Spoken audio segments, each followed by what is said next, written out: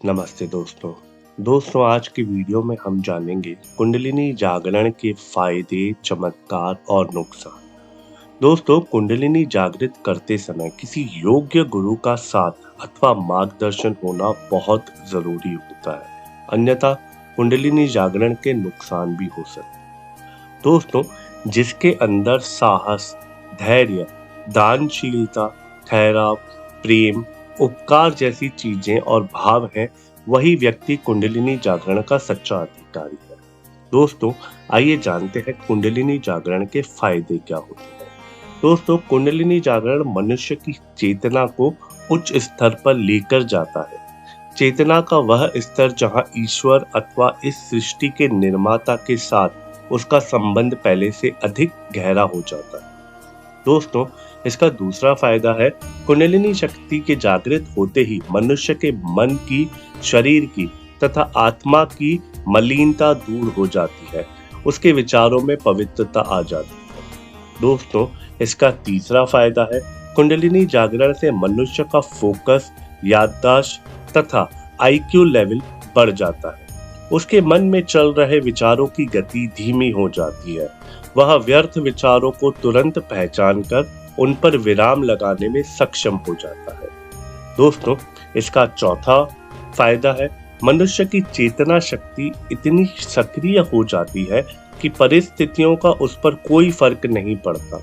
वह लोगों से तथा परिस्थितियों से स्वयं को आसानी से अनासक्त कर सकता है। परिणाम स्वरूप वह पहले से अधिक शांत तथा खुश रहने लगता है।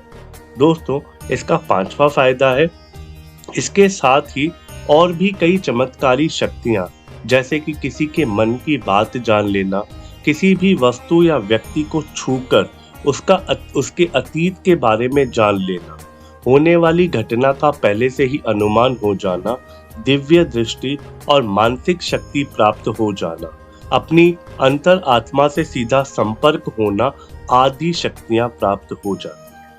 दोस्तों, कुंडलिनी जागरण के नुकसान भी बहुत सारे हैं। आइए हम जानते हैं इसके क्या नुकसान हो सकते हैं। दोस्तों, कुंडलिनी जागरण एक उच्च कोटि की अवस्था है, जिसे किसी योग्य गुरु के मार्गदर्शन में ही किया जाना चाहिए। इस जागरण का संबंध शरीर, मन और नाड़ियों के शुद्धिकरण से है और इसमें समय लगता है। दोस्तों, इसके फायदे सुनकर कई सारे लोग इसको जागृत करने की गलती करते हैं, जो कि उनको बाद में जाके नुकसान पहुंचा सकती है।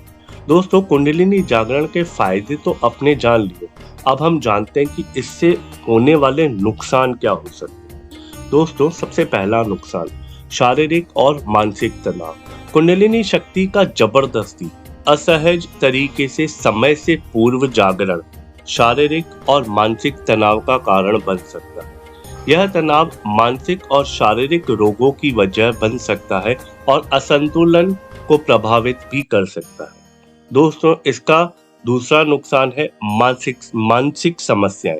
कुंडलिनी जागरण के दौरान यदि इसे सही मार्गदर्शन के बिना अनुभव किया जाता है, तो यह मानसिक समस्या की उत्पत्ति का कारण बन सकता है। इसमें चिंता, डर, अस्थिरता, अवसाद और अन्य मानसिक विकार शामिल हो सकते हैं। अगर आप बिना शरीर और नाड़ियों को शुद्ध किए कुंडलिनी जागरण का प्रयास करते हो, तो हो सकता है कि आपका मानसिक संतुलन बिगड़ जाए। दोस्तों, इसका तीसरा नुकसान है भ्रम पैदा होना। इतनी सारी शक्तियों का जब एक साथ बोध होने लगता है, तब कई बार मन में भ्रम की स्थिति बनने लगती है, जैसे कहीं पर भी कुछ भी दिखाई देना, बैठे बैठे लोक परलोक के दर्शन होने का भ्रम या समय में आगे पीछे जाने का भ्रम आदि जैसी चीजें होने लगती है। दोस्तों, इसका चौथा नुकसान है चक्कर आना और सिर दर्द रहना। बहुत बार सिर में दर्द रहने की और चक्कर आने की शिकायत रहने लगती है यदि कुंडलिनी को सही तरीके से जागृत ना किया जाए।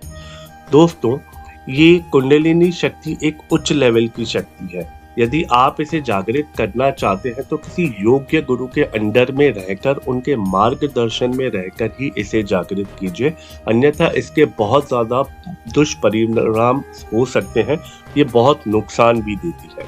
दोस्तों, जानकारी अच्छी लगी हो तो वीडियो को लाइक एंड शेयर और चैनल को सब्सक्राइब जरूर कीजिएगा। हम आपसे मिलते हैं अगले वीडियो में। तब तक आप आनंद में रहिए। नमस्कारम।